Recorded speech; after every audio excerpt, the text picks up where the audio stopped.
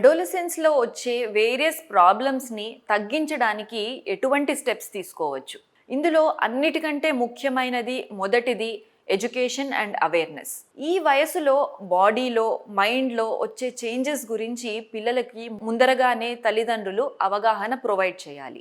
అవసరమైతే ఒక మంచి డాక్టర్‌ని కానీ, కౌన్సిలర్‌ని కానీ సంప్రదించి వాళ్లకు ఎటువంటి బాడీ చేంజెస్ ఎక్స్‌పెక్ట్ చేయాలి, సొసైటీలో ఎటువంటి చేంజెస్ వస్తాయి, ఫ్రెండ్స్ నుంచి ఎటువంటి ప్రెషర్స్ వస్తాయి, వీటన్నిటి గురించి కూడా మనం ఓపెన్గా మాట్లాడాల్సి ఉంటుంది. సెకండ్, ఈ 10 to 19 ఇయర్స్ మధ్యలో పిల్లలు, అమ్మాయిలు కానివ్వండి, అబ్బాయిలు కానివ్వండి, చాలా వేగంగా పెరుగుతారు, బోత్ ఫిజికల్లీ అండ్ మెంటల్లీ. వీరికి సరిపడేటువంటి మంచి డైట్ని మనం ప్రొవైడ్ చేయాలి. ఈ డైట్ బ్యాలెన్స్డ్ డైట్ అయి ఉండాలి. ముఖ్యంగా proteins, carbohydrates, fats, vitamins, nutrients అన్నీ వారి డైట్లో ఉండేటట్టు చూసుకోవాలి.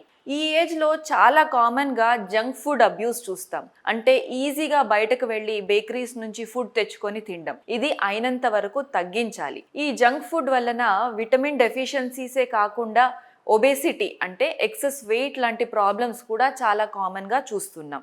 దీంతో పాటు ప్రాపర్ లైఫ్ స్టైల్ అంటే ఎక్సర్సైజ్ గురించి, స్లీపింగ్ హ్యాబిట్స్ గురించి, అలాగే డెంటల్ హైజీన్ గురించి, ప్రతి ఒక్క దాని గురించి పిల్లలకు అవగాహన ఏర్పరచాలి. దీంతో పాటు ఎమోషనలీ కూడా వారు దృఢంగా ఉండేటట్టు మనం తయారు చేయాలి. సొసైటీలో ఉండే వేరియస్ సబ్స్టెన్స్ అబ్యూజెస్ గురించి, అట్లాగే ఫ్రెండ్స్ నుంచి పియర్ ప్రెషర్ ఎట్లా వస్తుంది, దాన్ని తట్టుకొని ఎట్లా నిలబడాలి, వారి లైఫ్లో ప్రయారిటీస్ ఎట్లా సెట్ చేసుకోవాలి, వీటన్నిటి గురించి కూడా ఇంట్లో ఓపెన్గా మాట్లాడుకునేటువంటి అట్మాస్ఫియర్ని తల్లిదండ్రులే కల్పించాలి. ఒక మంచి positive attitude and positive upbringing ద్వారా మనం రేపటి పౌరుల్ని చాలా బాధ్యతాయుతంగా అండ్ రెస్పాన్సిబుల్ అడల్ట్స్ లాగా తయారు చేయగలుగుతాం.